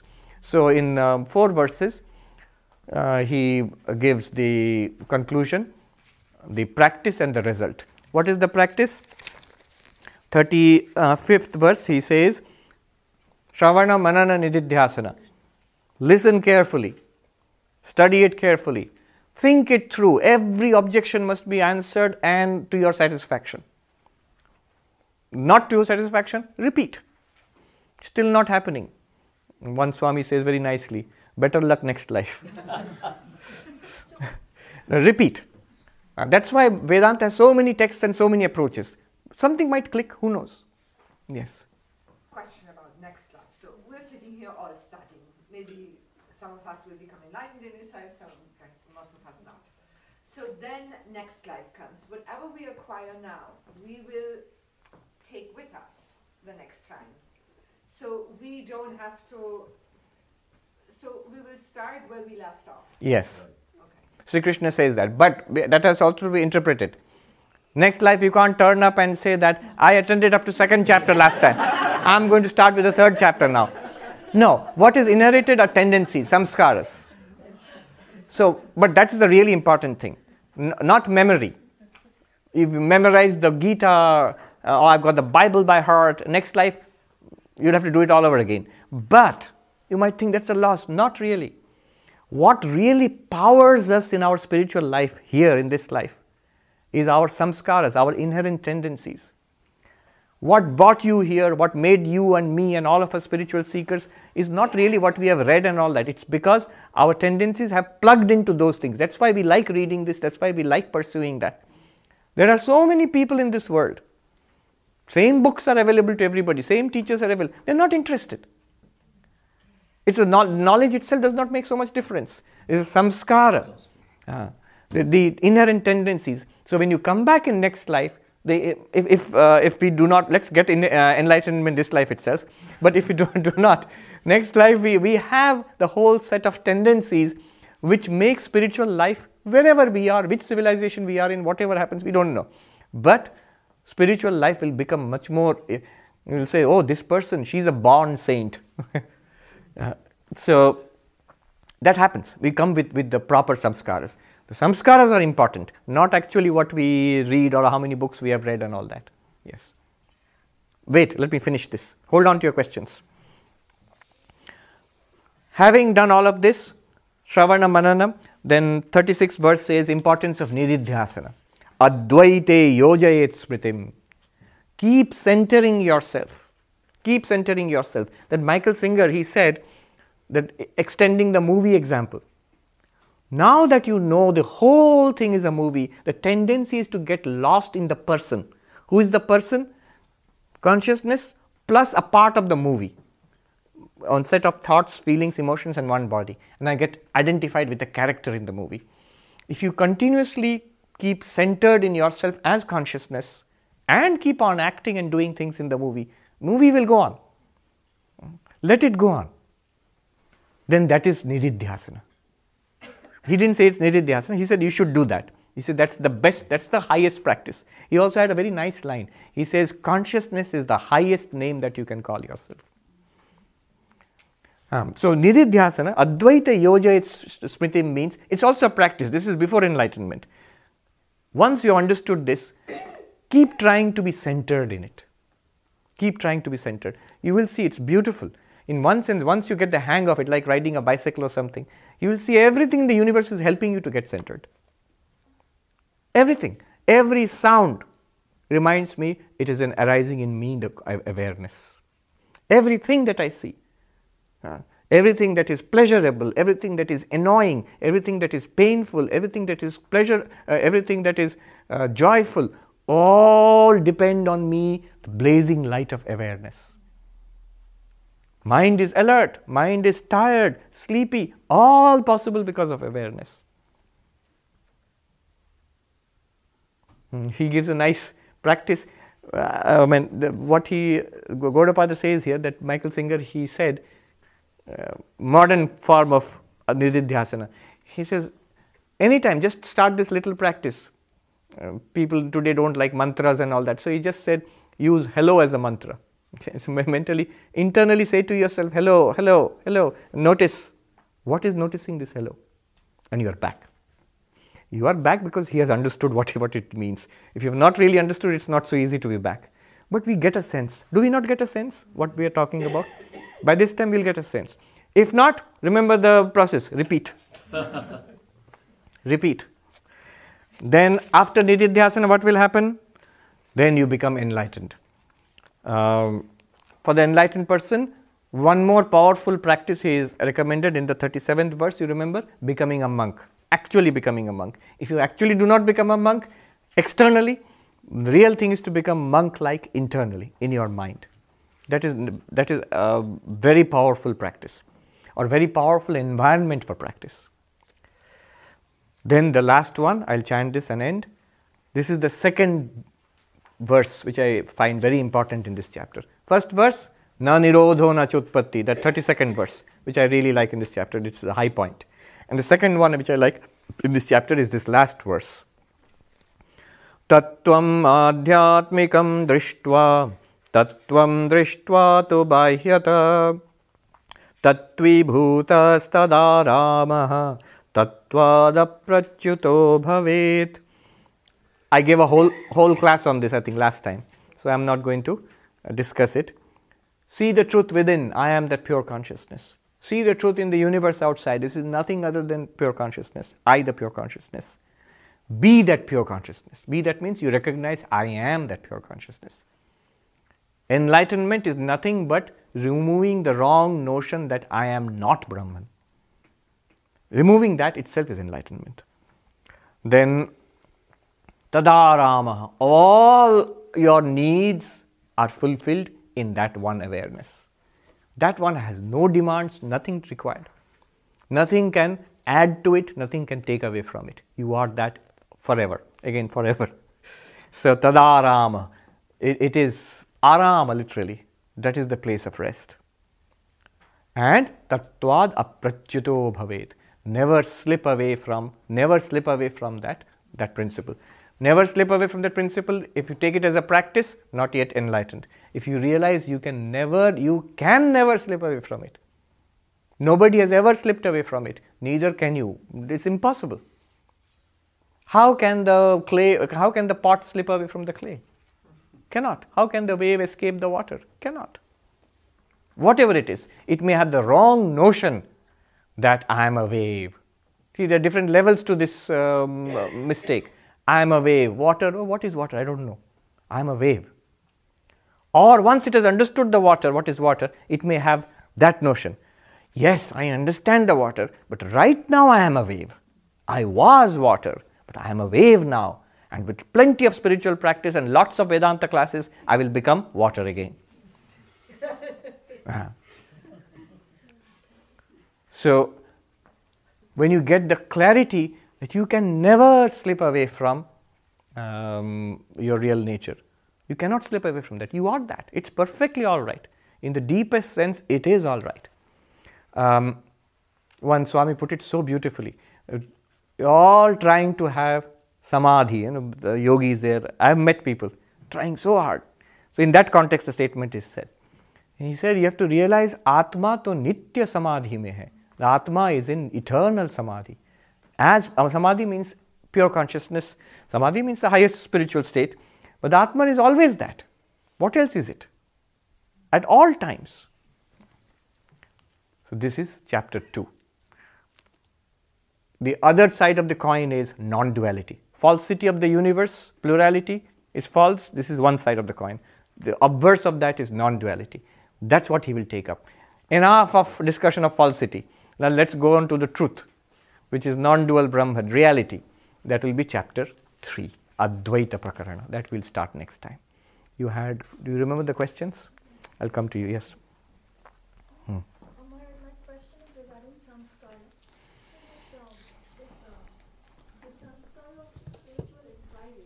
Yes. Is it always because of previous birth samskara, or can it be acquired in the present birth? Nothing is there from the previous birth, and can it be acquired in this birth and manifested in this particular? Gaudapada would say, don't bother, you are that. Samskaras don't have anything to do with samskara. It is part of the movie. I have these samskaras, now I must change these and add good ones. Don't touch it with the barge pole. That's Gaudapada's thing. Ashtavakra goes even further. The things he says is almost scandalous. He says, you are trying to attain samadhi. This is your only bondage, you fool. Whom is he saying? The highest sadhaka. We are not trying anyway, so no problem. So that is Gaudapada's point of view. But now, coming down to more practical, the level of the sadhaka. Yes, definitely there is some carryover from past life. Otherwise, interest won't come. I have seen, you know what happens? If there is no samskara, at some time in life, due to different blows and suffering, a question may arise, and one person might get interested, and they might get involved in some spiritual practice, and they would again, I've seen it happen again and again, they drift away again, caught back in the world, turn up again 25 years ago. Swami, I used to come here, and your predecessor was there, I met him. I've come after 25 years, and my answer is, I don't say it, but my internal answer is, why? Why after 25 years? But it can't be helped. It's the old story in Mundaka Upanishad, this Mandukya. In the Mundaka Upanishad, the beautiful thing about the tree of samsara. Actually, it's the tree of the body. And there is the two birds. The lower bird, it hops from branch to branch and pecks at fruit and eats fruit. When it gets a particularly bitter fruit, gets a shock, stops hopping around, looks up and sees the highest branch, at the top of the tree, there is a shining bird with shining plumage. It neither eats nor hops about. It just watches. And this bird is entranced by the peace and serenity and the radiance of that higher bird. And the lower bird is attracted to that higher bird, and it hops towards that. But on the way, it sees a particularly nice fruit. So just a minute, it goes and pecks it. And it's a nice fruit. Forgets all about the higher bird. And then goes here and there, and then finally gets another terrible shock. Then it remembers. And in this way, finally it makes the final dash towards that higher bird. And as it comes to the higher bird, something strange happens. It is itself transfigured, and as it reaches the higher bird, it disappears. It never was. The higher bird only was all throughout. Who is that higher bird? The real you. Who is the lower bird? The person you. The higher bird is nothing apart from you. You are that higher bird right now. Why Gaudapada seems so shocking? He just says, you are that higher bird, stay there. What about the lower bird? How to make it stop hopping around? How to make it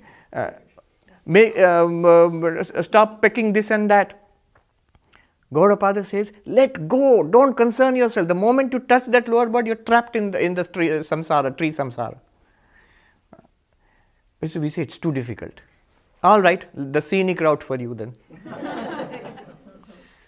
Teach the lower bird, don't peck at poisonous fruit. Peck only at the healthy fruit. That is morality and immorality. First, this is called Lakshman Rekha, the circle of the line of ethics and morality which is drawn around. It's a limitation. We have a complete freedom to do this and that. We have right now. I can do all sorts of immoral things. But first of all, civilization, the police, the law puts a line around me. Then my own sense of decency and morality puts a line around me. Society teaches me. The civilization itself teaches me. That's the first training of the lower bird. Then higher, that spiritual practice is possible, that higher bird is a reality. That is a goal to be achieved. How to achieve it? You must become unselfish. You must cultivate truth, non-violence. You must cultivate discipline. Then that higher bird, who is that? That's God. Believe in God. Worship God. Love God. And the first is you are not told you are that. God. Devotional practices. Meditation. Forget the fruit. Concentrate on the higher bird. Don't think about the fruit. Don't open your eyes. Don't hop around. Yama, niyama, asana, prana, pratyahara. And continuously keep on attending the Upanishad classes. You kept being told about the nature of the higher bird. You are that, you are that. Slowly you begin to realize, what am I? And you realize that lower bird begins to melt away. Then it was only the higher bird who was watching this movie. Yes, samskaras are transferred. And as I said, if it was not there, you would drift away. It takes years. If you're consistently following sadhana, you are not a sadhaka for one life. You've got it from earlier lives. There's no, senior monks have told me. The people who are consistently, especially Advaita Vedanta, I regard, this is my personal view, Advaita Vedanta I regard as a kind of finishing school for spirituality. Everything else, this I should not say, but everything else, rituals and all sorts of tantra and chakras and kundalini and all sorts of things are there. Devotional practices, all very nice and useful. But this knowledge, I am that, is the final end of all of that. Of all religion, all ritual, all civilization, science, art, everything culminates in this. I'm not alone in this. In Kashmiri Shaivism, I was reading, I think it was Abhinavagupta or somebody who says, before starting a whole text on Kashmiri Shaivism, all sorts of teachings, he says, for the one who realizes I am that consciousness called Shiva, the rest of what follows is not necessary. You had a question? Yes. Yes. In a way you have partially answered it, but the question is this. In the 32nd verse, one gets the impression that Gaudapada is saying, there's no bondage, no sadhana. Yes, yes. So I get the impression what he's saying is just be. Yes. And then in the last four verses, he is telling you what to do. Yes. So I see that not really as a contradiction, but could you explain that difference? Yes, as a practical aid. If I tell you just be Turiya, I said, yes, I can do it. I am that. Do what? Do nothing. I am Turiya. That's it. If you can, very good. You don't have to go to the next verse anymore. Finished. You can return your book to the library. But it's not easy at all. And then comes the teaching. What he has taught in the last 4 verses is what is called Jnana Yoga. Shravana, Manana, Nididhyasana is Jnana Yoga. Even that itself is like the highest form of sadhana. That is supported by Bhakti Yoga, Karma Yoga, Raja Yoga, all of those things are there. So the 32nd verse would be for somebody who is really at a very high level. No, it is for all of us, even for people who have not attained the truth, because it's the teaching itself. 32nd verse is the summary of 2nd chapter. What do you get out of all of this? That's 32nd verse. That's the real state of affairs. Now you say that, yeah, I get it intellectually, but it's not real to me. Okay, then come to 34, 35, 36, 37, 38. Yeah. He says, okay, finished, nothing more. Thank you, Swami, I'm not coming back anymore. Done. That story I told you about, I'll end with that. On Holy Mother's birthday, that young man who came, who was little, like bloodshot eyes, he'd walked all the way from Vishnupur, 28 miles overnight, and he asks that Satyendranath, where does the Divine Mother live? Take me to her. He said, I'm going there, come with me. What's your name? Where have you come from? Who's your family? I have no family, I have no name, I have not come from anywhere, nor am I going anywhere. I am he says, sacrifice to the Divine Mother. That's the language they use in Bengal there, Boli. That means I'm going for being offered to the Divine Mother.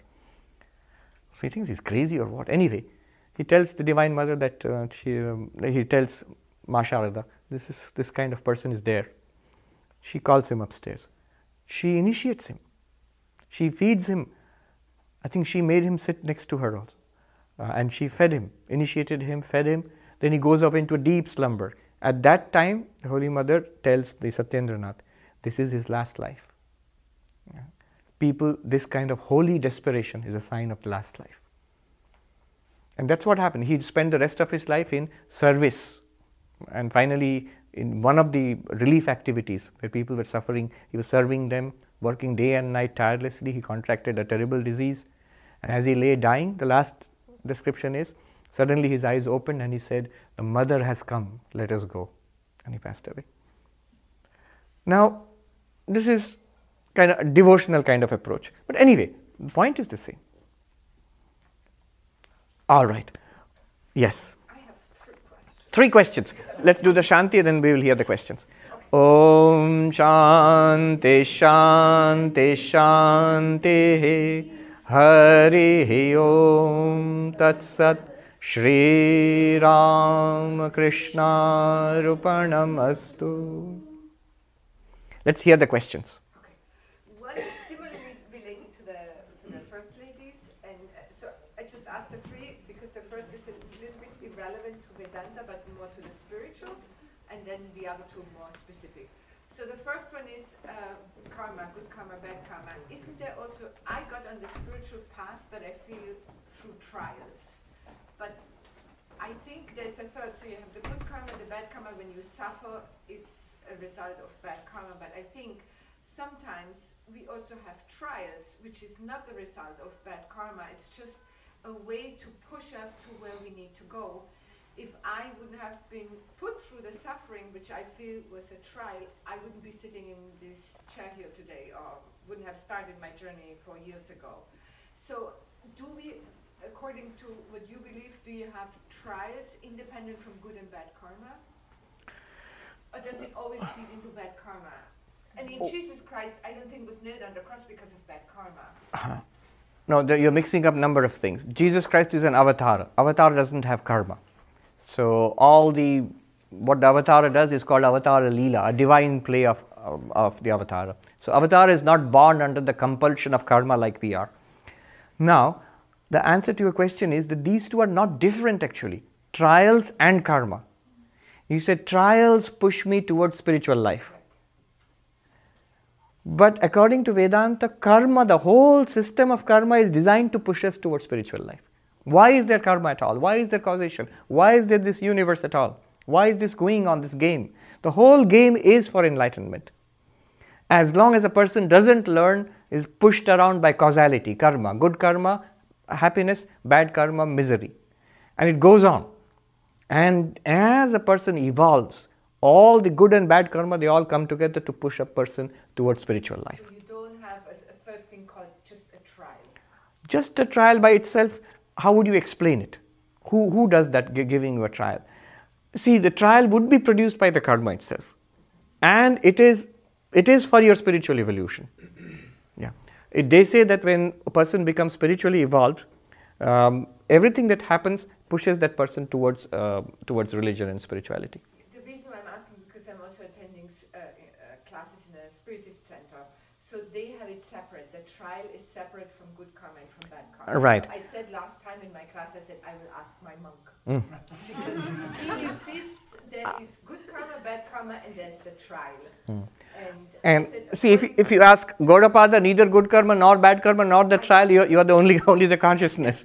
Now, the thing is, my advice would be what you said. Separate. Keep the two separate.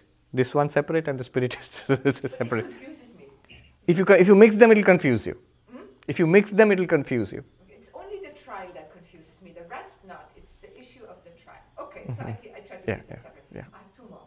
Okay, quick. So, enlightenment. Let's say you get to it in this life, and then you say you're free of the karmic cycle, you finish out your incarnation, and then you're good to go, and you will never have to come back. But if you become enlightened, don't you want to come back to help the rest of your people that you have met? Right. Answer to that question is yes. There are examples of people who would want to come back. That's right. To help. There are. In fact, Vivekananda, we believe, is one such, and so many others. The Buddhists have this whole idea of bodhisattva, of coming back again and again to work for the enlightenment of all sentient beings. Last, if you don't make it in this life, so you make it in this life, then you come back enlightened. How does it work? Don't worry about it. All right. Let it go first.